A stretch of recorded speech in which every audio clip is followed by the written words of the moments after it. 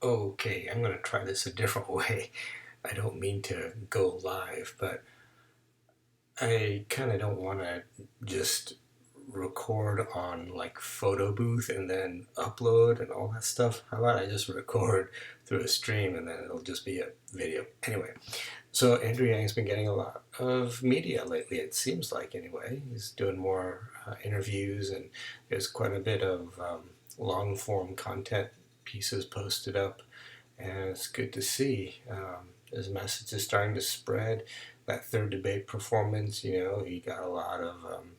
He had a really cool meta game with his offer and made a lot of got a lot of attention, And in this day and age, you got to say something controversial, and do something. I mean, he's just a disruptor, He gets it. He's totally disrupting, which is awesome. But how's he going to crack the Biden, Sanders, Warren top three thing? I mean, it's great that he's passed up, Buttigieg, O'Rourke, and Harris, and all of them. That's awesome. But how's he going to crack those three? That's going to be an interesting way about it. I'm sure he's got something up his sleeve, but right now, like so much of his popularity is coming from the internet, which is it's a specific group. So, but I guess the more he gets this mainstream coverage from national media outlets and such, and he's potentially buying more ad time, hopefully that will, start thrusting him into the spotlight. The only thing is that, Biden, Warren, and Sanders, they have this kind of I hate to say it like this, but they kind of have this kind of righteous, old, white, angry people kind of thing that's very appealing, Um, that I don't know. Can Andrew Yang, who's considerably younger and Asian, can he crack that? I mean, I hate to throw race in there, but I mean it's a thing. So will he be able to contend with them? This is where I find, like, all right, it's going to be a line drawn in the sand. Are you going to stick to kind of the old ways? And I hate to say old ways because, for all practical purposes, Sanders and Warren are progressives. It's Biden who's really old and stuck to kind of old ways. Uh, will uh, will Andrew Yang be able to, I don't know, penetrate that?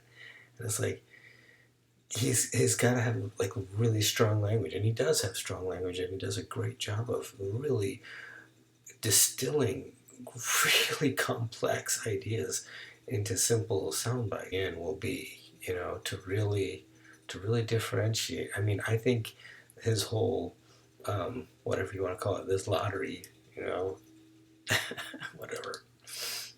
I think it's good because, in a sense, it's he's putting he's putting his money where his mouth is. Which, like, how many politicians are doing that? And to the point where, I mean, again, the game is so meta, whether he intended it to be or not. But it's like he had even the Federal Election Committee like, is that right? Is that legal? And he's saying, like, isn't it funny how if we give campaign contributions to all these canvassers and big corporations and all that, not no one bats an eyelash. But oh, giving your money to American people, tisk tisk tisk, no no no no no sir, you may not.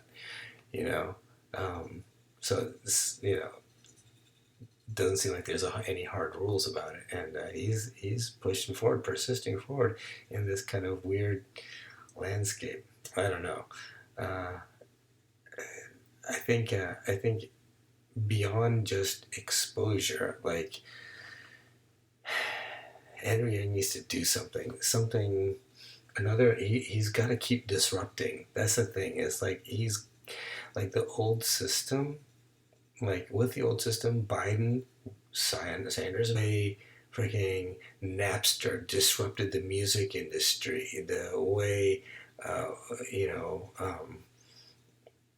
I don't know, like what else? The way Amazon disrupted the whole, retail shopping outlet. Like and the way iPhones, disrupted, the whole communication and video and yeah, everything, like industry.